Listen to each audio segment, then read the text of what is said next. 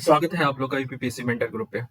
देखिए हम लोग 9वें पार्ट का दूसरा लेक्चर देखने जा रहे हैं। मतलब 9 को हमने डिवीजन कर दिया है दो पार्ट में, फर्स्ट पार्ट और सेकंड पार्ट। तो फर्स्ट पार्ट अपलोड कर दिया है, सेकंड पार्ट अब रिकॉर्ड करके अपलोड करेंगे। आप लोग का ये है कि आप लोग मेहनत करते रहिए, मेहनत करिए और सिलेक्शन लीजिए, ठीक है ना। अभी है जितना टाइम निकाल के पढ़ सकते हैं संडे को। अभी तो संडे को भी पढ़ सकते हैं और सैटरडे को आप लोग को, जिन लोग का जॉब है वो सैटरडे को भी पढ़ सकते हैं। मैं तो यहाँ तक देख रहा हूँ कि जो जॉब करने वाले हैं वो 3-4 घंटा मैनेज कर रहे हैं सोने में, और उसके बाद आगे का कार्यक्रम निर्धारित कर रहे हैं। सुबह उठ के अपना लेक्चर वगैरह है, तो आप लोग को टू द पॉइंट मिल रहा है, कहीं भटकना नहीं है, नोट्स आपके पास है। तो मेहनत कर लीजिए, एक बार कर लीजिए, आप पक के कर लीजिए, ठीक है ना। कोई रिग्रेट ना हो कि हमने मेहनत नहीं किया, ठीक ना। और आगे का पद इंतजार कर रहा है आप लोगों को, आप लोग का इंतजार कर रहा है आगे का पद, एसडीएम, ठीक है ना। तो वो एक अच्छा पद है, तो थोड़ा तो मेहनत बनता है इसके नाम पे, ठीक है ना। हम आ जाते हैं पहले कि क्या बात कर रहे थे। हमने 9.1 में छोड़ा था कि भारत के संघवाद के समक्ष चुनौतियां क्या क्या है।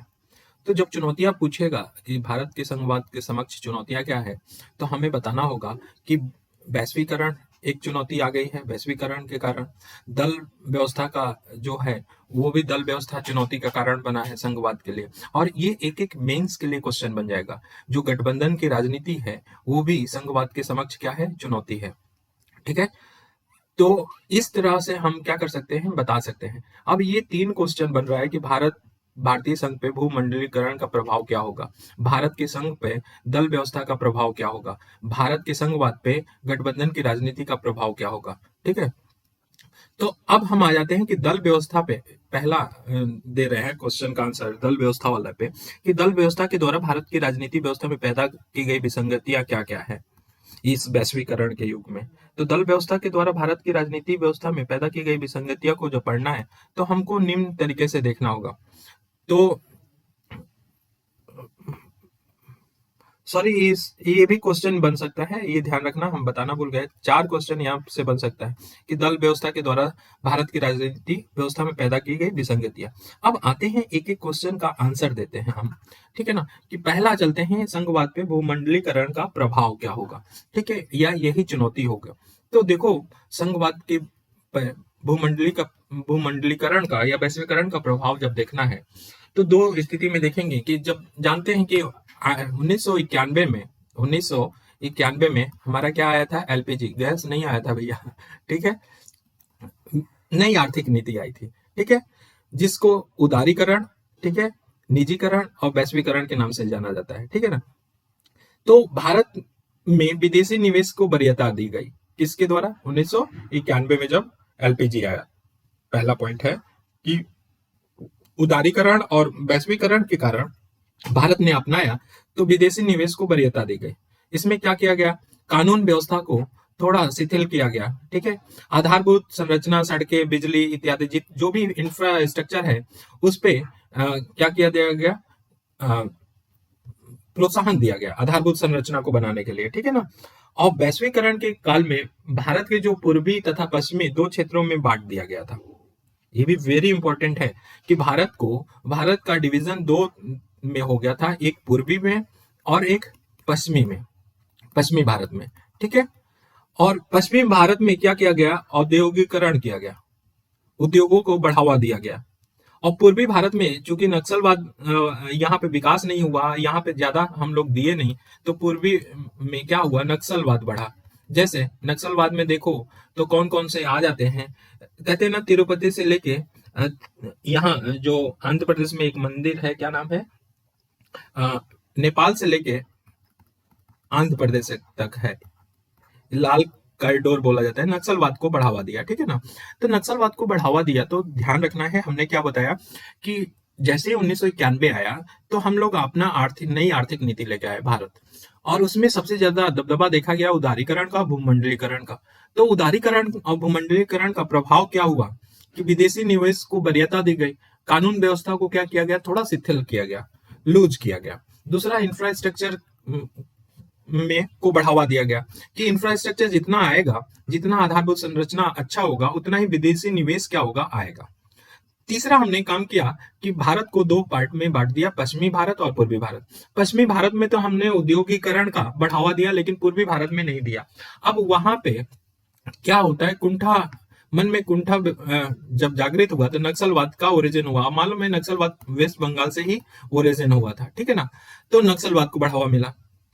अब क्या हुआ कि वैश्वीकरण जैसे ही आया तो हमने पश्चिमी भारत की बात की है, तो इसको नजरिए देखते हुए आर्थिक विषमता बढ़ गई या क्षेत्रीय विषमता बढ़ गई ना, कि पश्चिमी भारत क्या हुआ, ज्यादा डेवलप हो गया और पूर्वी भारत उतना डेवलप नहीं हुआ, ठीक है।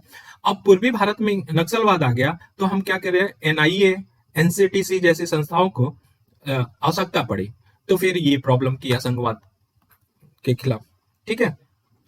अब जो राज्य पिछड़ गए थे इसमें वैश्वीकरण में, वो सब विशेष राज्य का दर्जा मांगने लगे।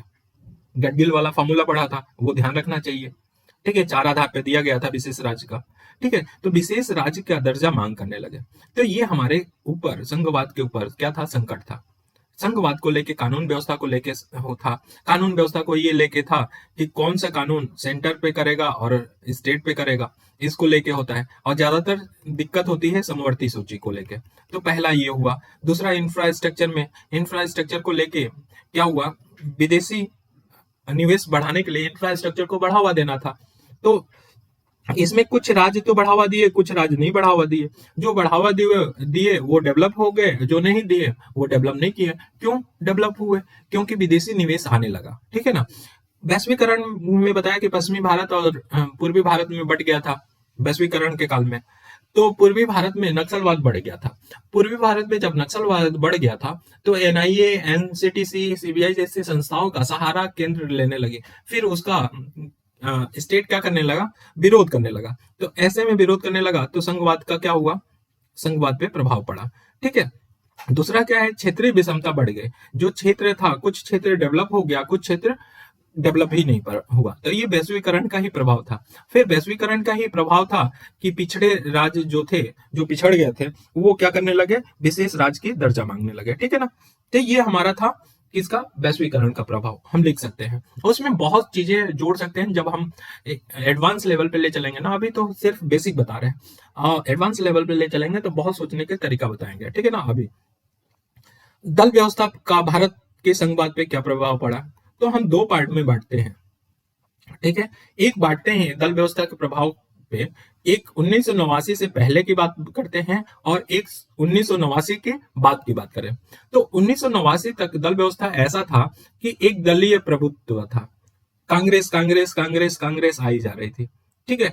इसकी वजह से केंद्र और राज्यों में डिस्प्यूट बढ़ने लगा, ठीक है। और 1989 के पहले में देखें तो केंद्र क्या था, मजबूत था, ठीक है ना। जो फोर्स था या शक्तियां थी वो केंद्र के पास ज्यादा था। तो दो बातें बोला कि एक दलीय प्रभुत्व था 1989 से पहले, और क्या था, केंद्र बहुत मजबूत था उस समय। 1989 के बाद की व्यवस्था देखें तो क्या हुआ कि एक दलीय प्रभुत्व की समाप्ति हो गई। जो कांग्रेस कांग्रेस आ रहा था, अब और भी दल आने लगे। क्षेत्रीय दल थे, वो अपने क्षेत्र का विकास को लेके मांग करने लगे और उन दलों का उदय हुआ, क्षेत्रीय दलों का। परिणाम क्या हुआ इसके, जब ये दोनों हुआ कि एक दलीय प्रभुत्व की समाप्ति हो गई और क्षेत्रीय दलों का उदय हुआ, तो भारत में केंद्र और राज्य जो संबंध था वो देखा गया कि केंद्र जितना पहले शक्तिशाली था 1989 से पहले, उससे कम हुआ। मतलब विमुखता देखा के रूप में देखा गया, ठीक है। मतलब शक्तियां कुछ हिसाब तक राज्य के पास भी आने लगी, ठीक है ना।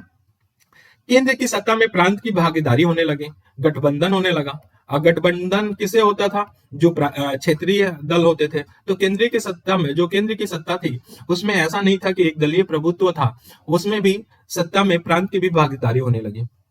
प्रधानमंत्री की शक्ति कमजोर हो गई। जो हमने बताया था कि गठबंधन की, अगर कभी भी गठबंधन होगा तो गठबंधन में क्या होगा, प्रधानमंत्री की शक्ति कमजोर हो जाएगी, ठीक है। तो गठबंधन होने लगा। राजनीतिक अस्थायित्व आ गया। कैसे, जब गठबंधन की राजनीति होगा तो कोई एक दल जो गठबंधन किया वो तोड़ के बाहर हो जाए तो वो सरकार गिर जाएगी। तो राजनीतिक अस्थायित्व पैदा हुआ।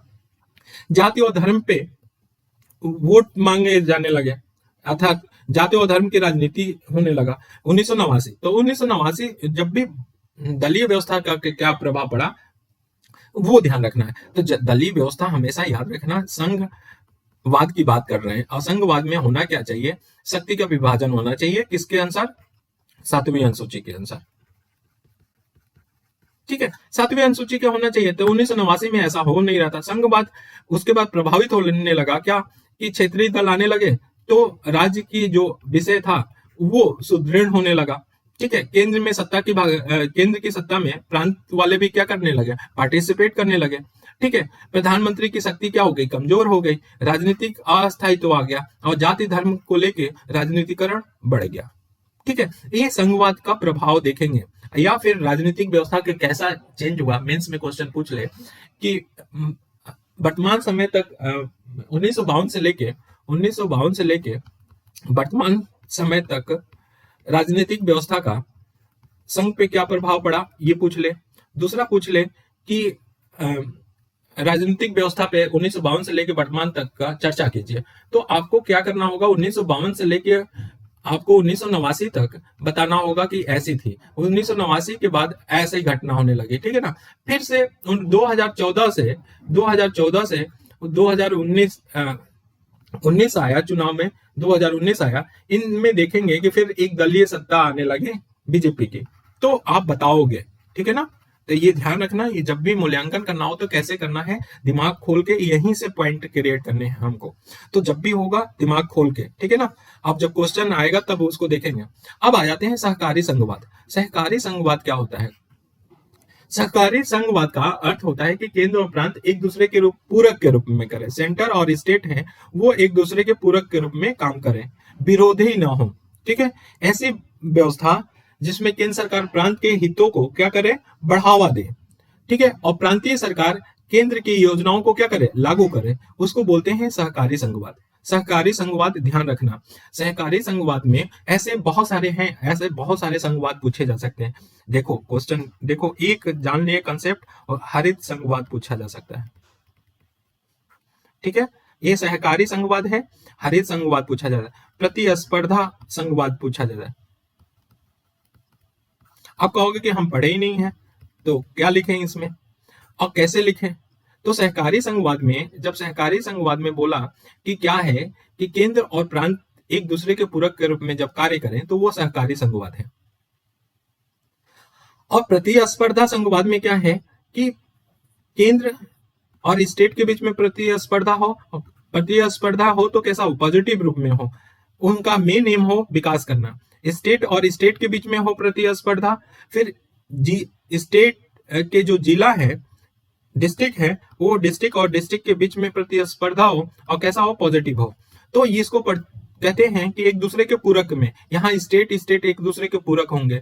मतलब ऐसा है ना, कोई टारगेट रख ले, जैसे एग्जांपल ले लें कि एसडीजी है, एसडीजी को टारगेट लेके सेंटर और स्टेट में प्रतिस्पर्धा हो और स्टेट के बीच में प्रतिस्पर्धा हो कि हम एसडीजी को अच्छे से फॉलो करेंगे, हम एसडीजी को अच्छे से फॉलो करेंगे। जब एसडीजी बढ़ेगा तो हम एसडीजी गोल क्या कर लेंगे, प्राप्त कर लेंगे। और वो जब स्टेट नहीं प्राप्त करेगा तो क्या भारत प्राप्त कर पाएगा? नहीं कर पाएगा ना, सेंटर कभी नहीं प्राप्त कर पाएगा। तो स्टेट की भागीदारी हो जाएगी। ठीक है ना, ये सहकारी संघवाद में भी दे सकते हैं इसका एग्जाम्पल, और इसका एग्जाम्पल प्रतिस्पर्धा में भी दे सकते हैं।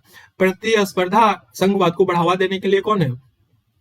तुम्हारा प्रतिस्पर्धा आयोग है, नीति आयोग है। ठीक है, ऐसे क्या करते हैं, ये प्रतिस्पर्धा संघवाद। हरित संघवाद क्या होता है? हरित संघवाद का मतलब कि पर्यावरण से जुड़ा हुआ है। पर्यावरण के मामले में दोनों एक दूसरे के क्या हो जाए, पूरक हो जाए।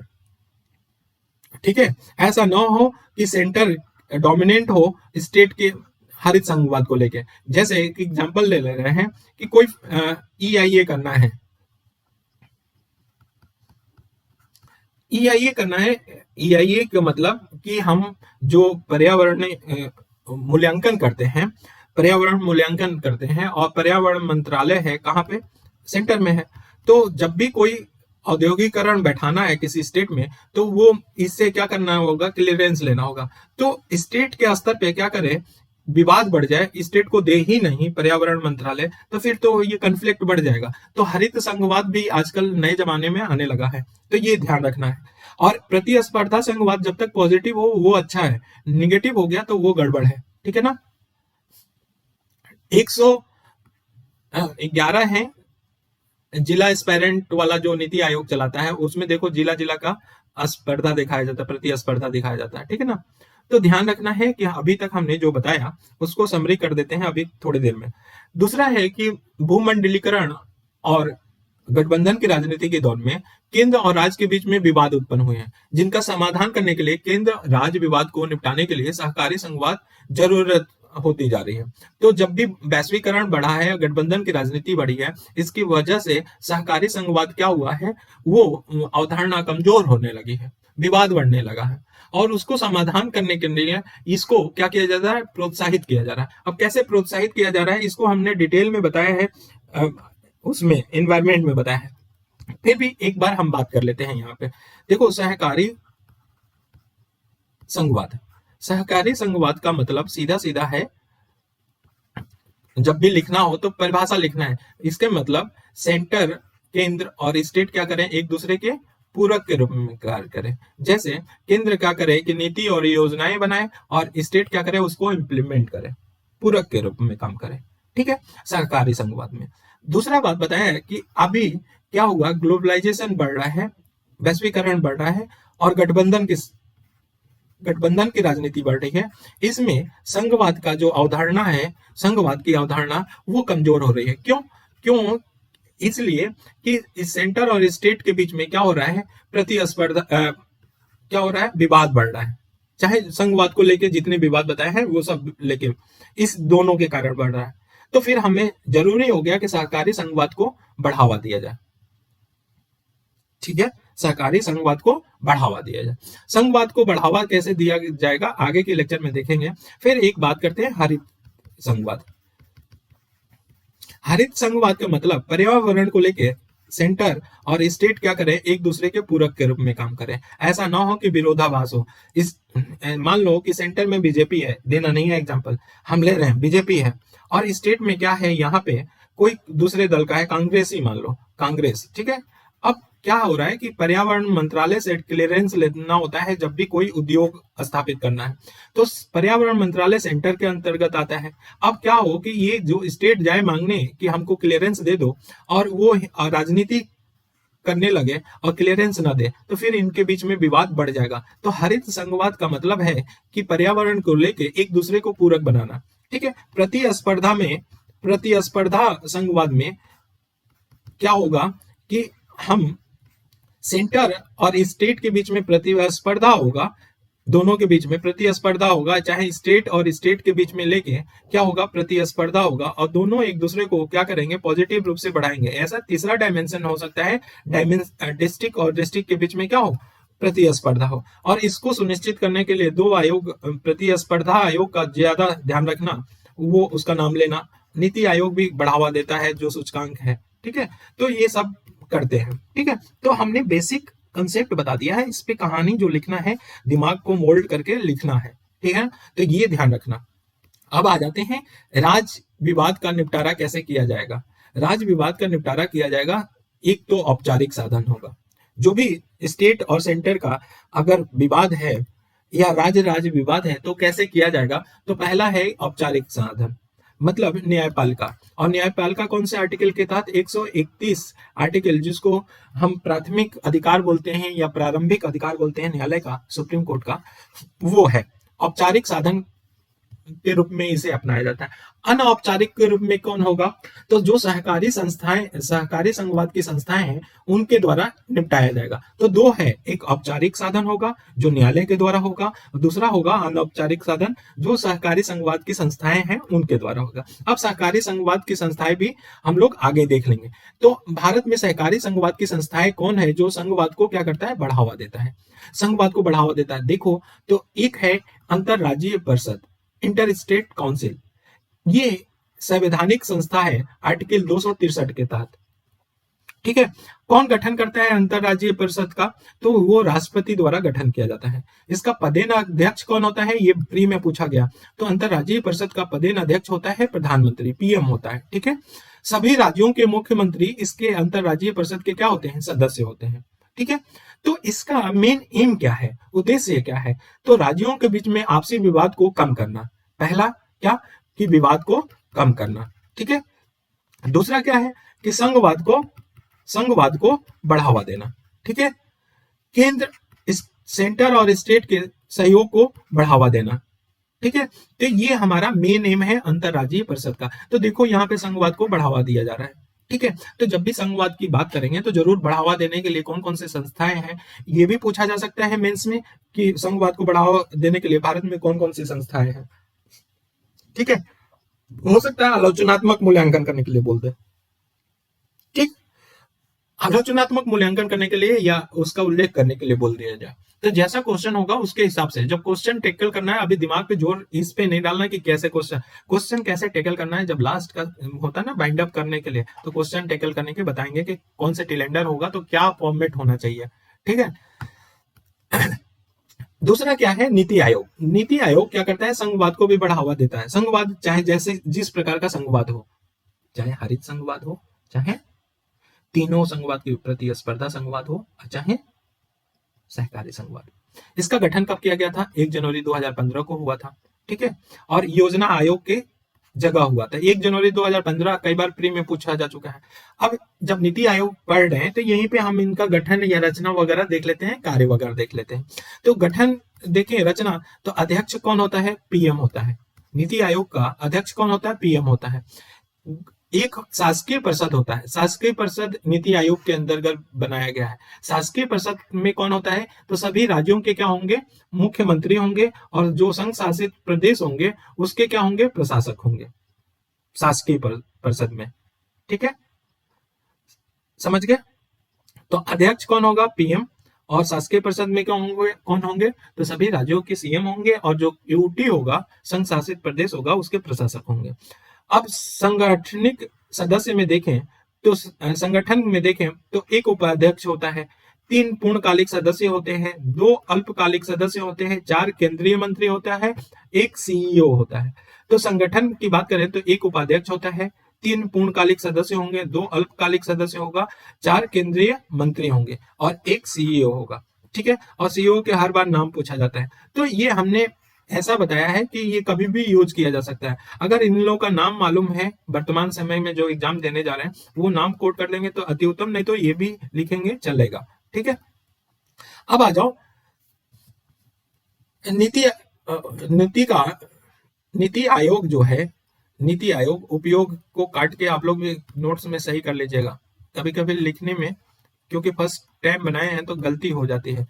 नीति आयोग भारत में योजना आयोग और राष्ट्रीय विकास परिषद था, उसका समन्वित रूप है। तो ध्यान रखना, प्री में क्वेश्चन आ जाएगा कि NITI Aayog is equal to योजना आयोग प्लस नेशनल डेवलपमेंट काउंसिल। ठीक है। तो इन दोनों के बराबर है, समन्वित रूप है। नीति आयोग भारत सरकार के लिए थिंक टैंक के लिए काम करती है, थिंक टैंक के समान कार्य करती है। ठीक है। क्या करती है? नीति आयोग भारत के विकास के लिए, जितना डेवलपमेंट होना है उसके विकास के लिए, डेवलपमेंट के लिए क्या करेगी? नीति तैयार करेगी नीति आयोग। ठीक है। और योजना आयोग क्या करता था? योजना आयोग करता था कि इसका अलग होता था, मतलब योजना आयोग नीति बनाता तो था। देखो यहां से कुछ पेन में गड़बड़ हो रहा है। देखो हम बता रहे हैं कि नीति आयोग क्या करेगा कि नीति बनाएगा डेवलपमेंट के लिए। ठीक है ना। और ये सुनिश्चित करेगा कि जो नीतियां बनाई गई हैं वो विकेंद्रीकृत हो, मतलब एक होता है टॉप टू बॉटम अप्रोच, एक होता है bottom to top approach. Top से मतलब कि सेंटर से स्टार्ट हो और ये स्टेट जाए, डिस्ट्रिक्ट जाए, और फिर नीचे ब्लॉक लेवल तक जाए। ठीक है। बॉटम टू टॉप अप्रोच क्या होता है कि ब्लॉक से स्टार्ट हो और सेंटर तक पहुंचे। नीति आयोग फोकस करता है बॉटम टू टॉप, जबकि योजना आयोग किस पे फोकस करता था? Top to bottom. ठीक है, ये ध्यान रखना। अब देखो, राज्य पुनर्गठन अधिनियम, क्षेत्रीय परिषद की बात करें तो ये भी क्षेत्रीय परिषद जो जोनल काउंसिल होता है, ये भी एक संस्था के रूप में है। ये भी एक संस्था के रूप में, कैसी संस्था? सहकारी संस्था, सहकारी संघवाद को बढ़ावा देने के लिए क्षेत्रीय परिषद। तो राज्य पुनर्गठन अधिनियम कब आया था? पहला प्री का क्वेश्चन 1956 में आया था, प्री का। और इसने भारत को 5 राज्यों 5 क्षेत्रों में बांटा था। कौन? राज्य पुनर्गठन अधिनियम 1956 भारत को कितने क्षेत्र में बांटा था? 5 में बांटा था, ठीक है। और हर एक क्षेत्र के लिए एक क्षेत्रीय परिषद का गठन किया गया था। जैसे पूर्वी क्षेत्र में बांटा था तो इसके लिए पूर्वी क्षेत्रीय परिषद, पश्चिमी क्षेत्र में बांटा था तो पश्चिमी क्षेत्रीय परिषद, उत्तरी क्षेत्र में बांटा था तो उत्तरी क्षेत्रीय परिषद, दक्षिणी क्षेत्र में बांटा था तो दक्षिणी क्षेत्रीय परिषद, और 5वां बांटा था मध्य क्षेत्रीय, तो मध्य क्षेत्रीय परिषद, ठीक है। तो ये 5 परिषद बनाए गए थे। लेकिन ध्यान रखें कि 1971 में पूर्वोत्तर परिषद का गठन किया गया था नॉर्थ ईस्ट के लिए। अब क्वेश्चन यही प्री का क्वेश्चन बन जाएगा कि जो पूर्वोत्तर बना था वो कब बना था? 1971 में कि 1956 में? या राज्य पुनर्गठन अधिनियम के तहत नॉर्थ ईस्ट काउंसिल बना था कि उसके बाद बना था? तो ये ध्यान रखना, 1971 में नॉर्थ ईस्ट काउंसिल बना था, लेकिन राज्य पुनर्गठन अधिनियम 1956 के तहत 5 काउंसिल बने थे। ये छठा काउंसिल 1971 में जोड़ा गया। अब पूछा गया है क्वेश्चन, और मजे की बात है ये हमसे भी गलत हो गया था जब दिए थे, जबकि अच्छे से जानते हैं कि जो क्षेत्रीय परिषद होता है उस क्षेत्रीय परिषद का पदेन अध्यक्ष कौन होता है? तो क्षेत्रीय परिषद का हमेशा कौन होता है?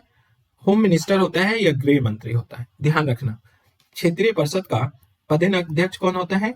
गृह मंत्री होता है या होम मिनिस्टर, ठीक है। अब इसमें क्या होगा कि संबंधित राज्यों का, जिसे कोई पूर्वी क्षेत्र है तो पूर्वी क्षेत्र के संबंधित राज्यों के क्या होंगे? मुख्यमंत्री होंगे, सीएम होंगे, और प्लस 2 अन्य मंत्री होंगे, 2 अन्य क्या होंगे? मंत्री होंगे। और अगर मान लो कि यूटी है तो उसका क्या होगा? प्रशासक होगा। ये इसमें क्या होंगे? इसके सदस्य होंगे।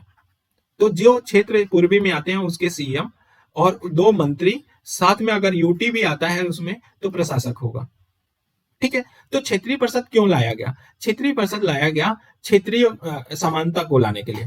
क्षेत्रीय परिषद का उद्देश्य है एकीकरण को बढ़ावा देना, क्षेत्रवाद और भाषावाद को रोकना, अलगाववाद को रोकना, ठीक है।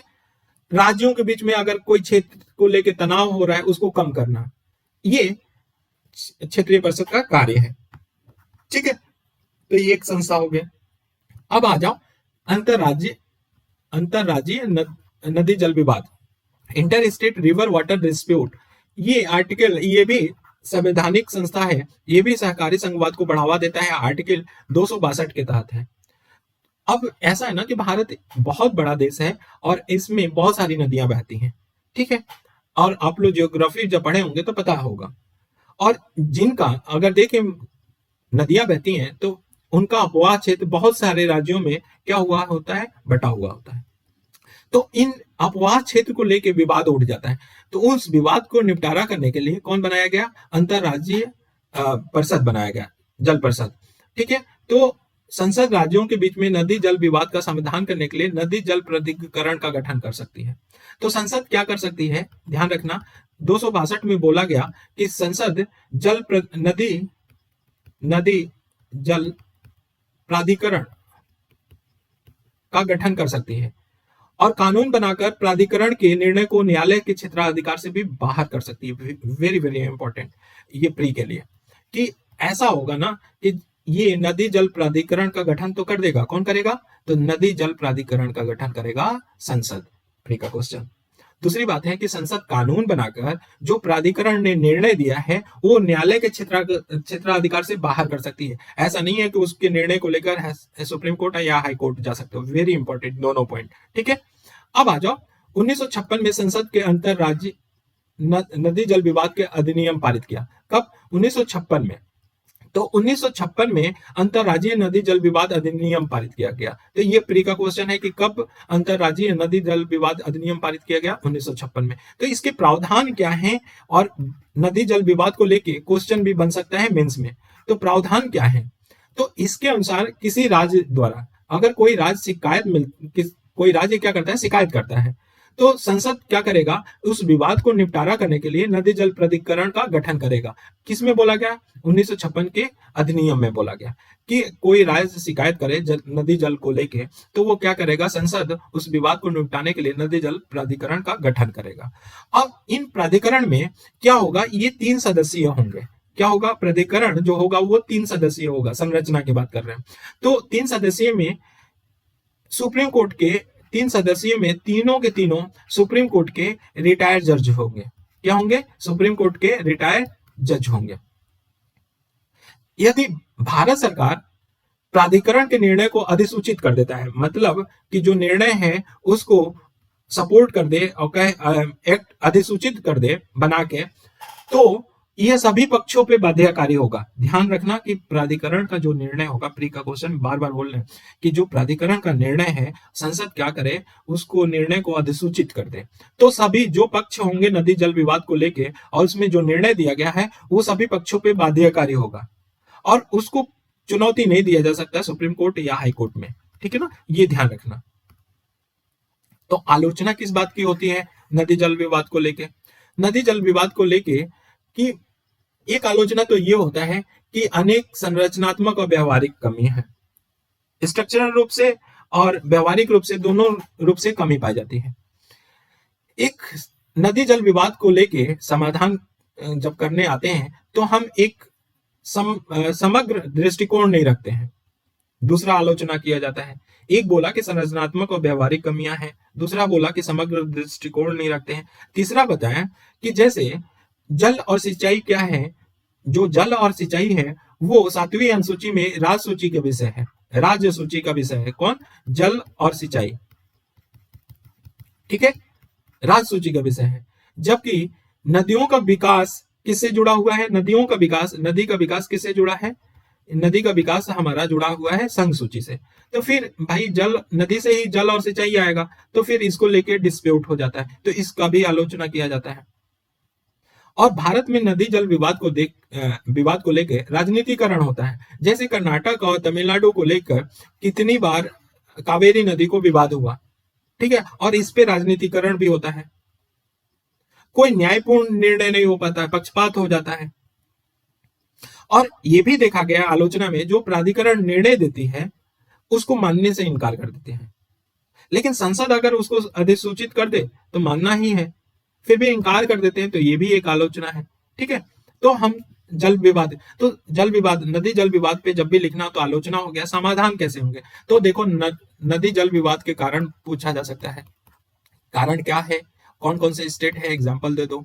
फिर उसकी आलोचना क्यों किया जाता है, तो आलोचना बता दो। ठीक है, आलोचना बता दो, और फिर आलोचना बताने के बाद समाधान जरूर बताओ। तो नदी जल विवाद क्वेश्चन उठता है हमेशा, तो बेसिक यही रहेगा। समाधान में क्या होगा कि एक समग्र दृष्टिकोण अपनाना पड़ेगा, स्थानीय संस्था का निर्माण करना पड़ेगा जो निगरानी करे कि जो जल का बंटवारा हुआ है वो सही से हुआ है और सही इस्तेमाल हो रहा है। तो हमें क्या करना होगा, जो आलोचना की है उसी पे हमें पॉइंट लिखना होगा। तो समग्र दृष्टिकोण को हमने कहा कि अभाव पाया जाता है, तो उसको बोलेंगे कि अपनाना पड़ेगा। स्थानीय संस्था अपनी तरफ से जोड़ देंगे कि उसको निगरानी करें। संविधान में संशोधन करके जल और सिंचाई को क्या कर देना चाहिए, समवर्ती सूची में ला देना चाहिए, कि जिसपे स्टेट और सेंटर दोनों क्या बना दे, कानून बना दे। ठीक है, जिसको लेके विवाद आलोचना किया जाता है। तीसरा सिफारिश क्या कर दे कि जल जैसे संवेदनशील मुद्दे को राजनीति और दलीय स्वार्थ से ऊपर रखा जाए, ऐसा ना हो कि इस पे राजनीतिकरण हो। तो जो आलोचना किए हैं उसी पे हम क्या कर रहे हैं, अपना पॉइंट बना के दे रहे हैं। अब आ जाते हैं नेक्स्ट टॉपिक वेरी इंपॉर्टेंट, और इस टॉपिक में हमारा क्या होगा, 73 और 74 अमेंडमेंट है पंचायत और नगर पालिका, उसके ऊपर देखेंगे। तो स्थानीय स्तर पे वित्त और शक्ति का हस्तांतरण, ये सीधे सीधे सिलेबस में दिया गया। तो स्थानीय स्वशासन के बारे में देखें तो स्थानीय स्वशासन क्या होता है, तो स्थानीय स्तर पे शासन के संचालन में जो जनता क्या करती है, सहभागी होती है, उसको स्थानीय स्वशासन बोलते हैं। स्थानीय स्तर पे जो शासन है उसके संचालन में जनता क्या करे, भागीदार हो जाए, उसको स्थानीय स्वशासन कहते हैं। स्थानीय स्वशासन में भारत में कितने रूप हैं? 2 रूप हैं। तो कौन कौन? एक है पंचायती राज जो 73 अमेंडमेंट के थ्रू आया, एक शहरी स्थानीय है जिसमें नगर पालिका होता है, वो 74 के तहत आया। और इस व्यवस्था को लोकतांत्रिक विकेंद्रीकरण भी बोला जाता है। लोकतांत्रिक विकेंद्रीकरण क्यों? क्योंकि सत्ता न केंद्र के पास है न स्टेट के पास है, स्वशासन है, मतलब ये आके पंचायत के पास आ जाता है और क्या शहरी स्थानीय निकाय के पास आ जाता है। ठीक है ना? तो लोकतंत्र का विकेंद्रीकरण, जितना नीचे जाएंगे, मतलब जितना अपनी शक्तियों को नीचे तक बांटेंगे उतने ही क्या होगा? विकेंद्रीकरण होगा। तो आधारभूत स्तर पे लोकतंत्र कहते हैं इसी बात को। त्रिस्तरीय संघवाद या नौ संघवाद भी बोलते हैं। त्रिस्तरीय संघवाद का मतलब सेंटर, स्टेट और लोकल स्तर पे जो है, तो ये त्रिस्तरीय संघवाद है, या इन्हीं त्रिस्तरीय संघवाद को नौ संघवाद भी बोलते हैं प्री के लिए। ठीक है ना? तो ये ध्यान रखना। अब आ जाते हैं थोड़ा सा बैक में, हिस्ट्री में जानते हैं। तो 1882 में लॉर्ड रिपन आया था, और लॉर्ड रिपन ने सबसे पहले स्थानीय स्वशासन की घोषणा की थी। कौन? लॉर्ड रिपन ने। ठीक है। भारत के संविधान में भाग 4 हम लोग पढ़ चुके हैं डीपीएस में, उसके तहत आर्टिकल 40 जोड़ा गया था। और 40 किससे जुड़ा था? तो पंचायतों के गठन से जुड़ा था। ठीक है। तो इसको लागू करने के लिए 1957 में बलवंत राय मेहता कमेटी आई थी।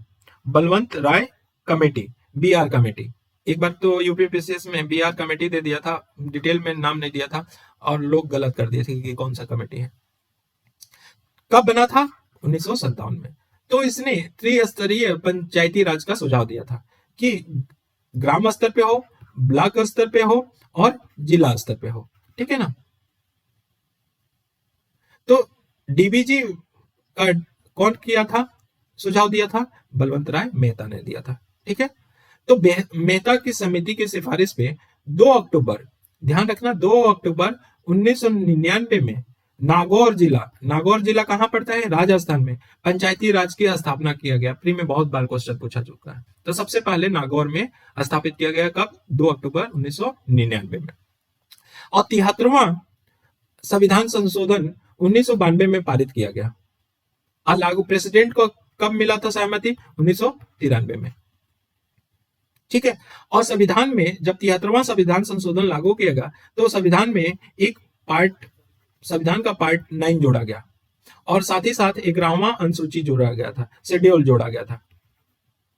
और इस 11वें अनुसूची में कितने विषय शामिल थे? तो 29 विषय को शामिल किया गया था। पंचायती राज 29 विषय पे क्या कर सकते थे? नियंत्रण कर सकती है, या उसका विनियमन कर सकती थी, या पंचायत राज निर्णय ले सकती थी। तो कितने विषय लागू हैं पंचायती राज में? 29 हैं। ध्यान रखना, 11वें अनुसूची में कितने विषय दिए गए? 29। कौन से भाग में है पंचायती राज? तो भाग 9 में है। कौन से संविधान संशोधन? 73वें में। ठीक है। तो ये ध्यान रखना। अब आ जाओ 73वें संविधान संशोधन के प्रमुख प्रावधान क्या क्या है, ये क्वेश्चन पूछ लिया जाए। यह भारत में पंचायती राज की विशेषताएं क्या हैं? तो ये भी ये सेम क्वेश्चन होगा, और हम ये लिखेंगे। तो पंचायती राज त्रिस्तरीय गठन करता है। पहली बात तो ये बताएंगे विशेषता में या प्रावधान में। ग्राम स्तर पे एक तो होगा, ग्राम स्तर पे, दूसरा होगा मध्यवर्ती स्तर पे, और तीसरा होगा जिला स्तर पे। ठीक है। या इसी को ब्लॉक स्तर पे बोलते हैं। ठीक है। अब यहां से क्वेश्चन पूछता है, वेरी इंपॉर्टेंट, कि अगर 20 लाख से कम हो जनसंख्या किसी पंचायत में, जिला में, ठीक है, तो वहां पे मध्यवर्ती स्तर नहीं होगा। कितने? 20 लाख से कम जनसंख्या हो तो। पहली बात तो ये बता दे, प्री में क्वेश्चन पूछा गया है। तो हमने बताया कि क्या प्रावधान है, त्रिस्तरीय होगा।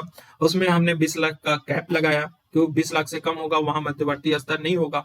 पंचायत में सभी स्तरों पे सभी पद प्रत्यक्ष निर्वाचित किए जाएंगे। ये भी एक प्रावधान है कि जो स्तर, तीनों स्तर पे प्रत्यक्ष निर्वाचन से भरे जाएंगे। लेकिन इसके 3 अपवाद हैं। जिला स्तर का अध्यक्ष कैसे चुना जाएगा? तो आपस में निर्वाचित किया जाएगा।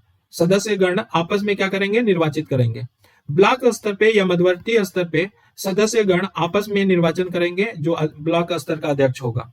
ग्राम स्तर पे जो अध्यक्ष होगा वो राज्य विधानमंडल की प्रक्रिया तय करेगी उसको कैसे निर्वाचित करना है। जैसा भी हो। ये 3 अपवाद हैं।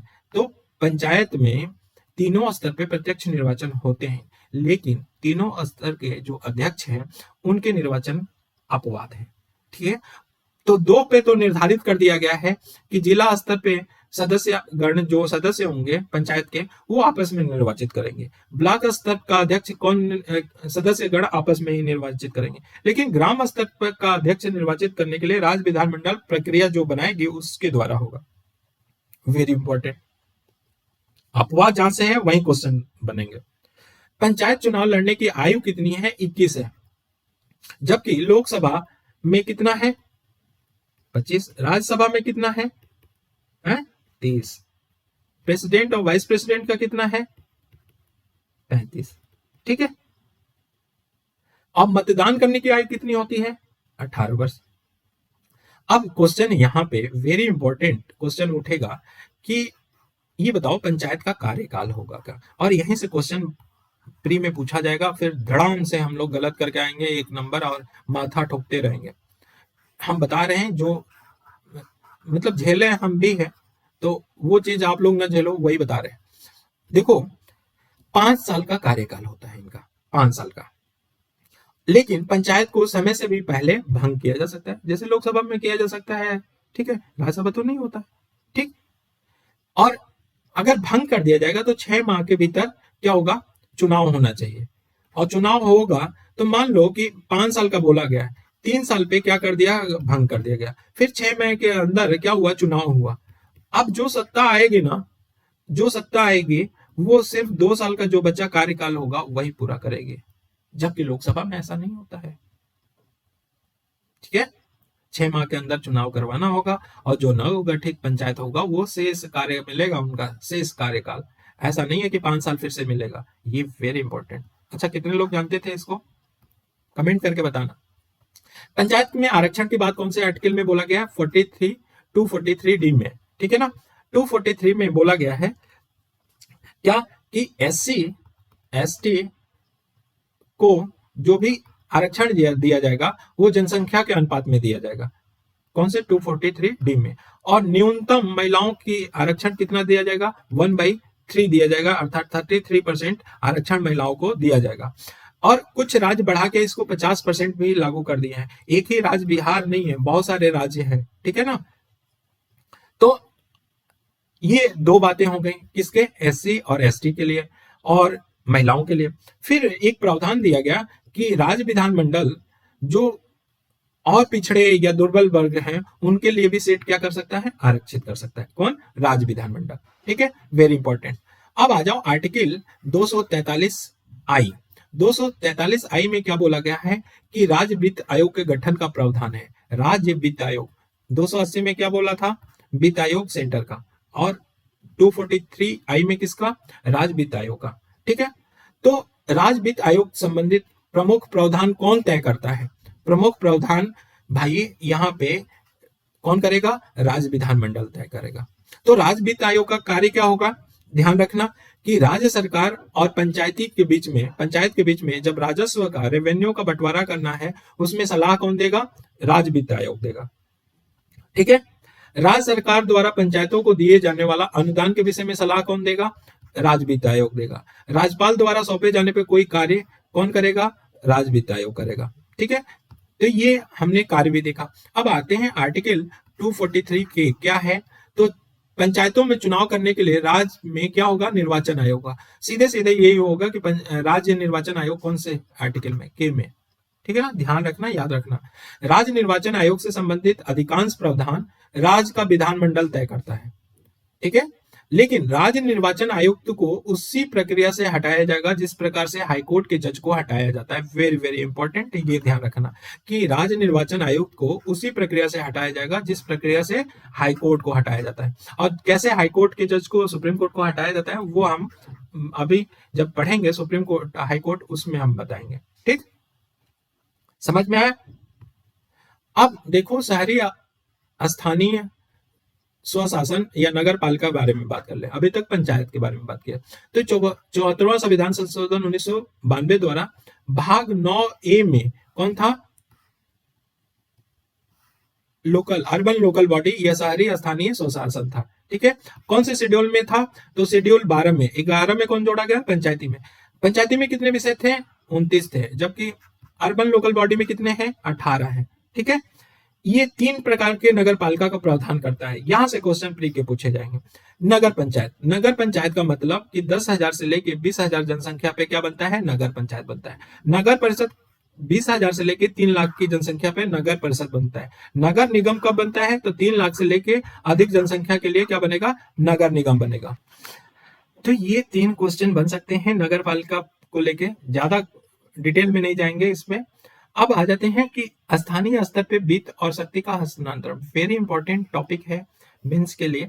कैसे हस्तांतरण होता है स्थानीय स्तर पे पंचायत और नगर पालिका में, ये ही सीधे सीधे सिलेबस में पॉइंट दिया गया है। तो इसको नेक्स्ट लेक्चर से देखते हैं। ठीक है ना? Thank you so much.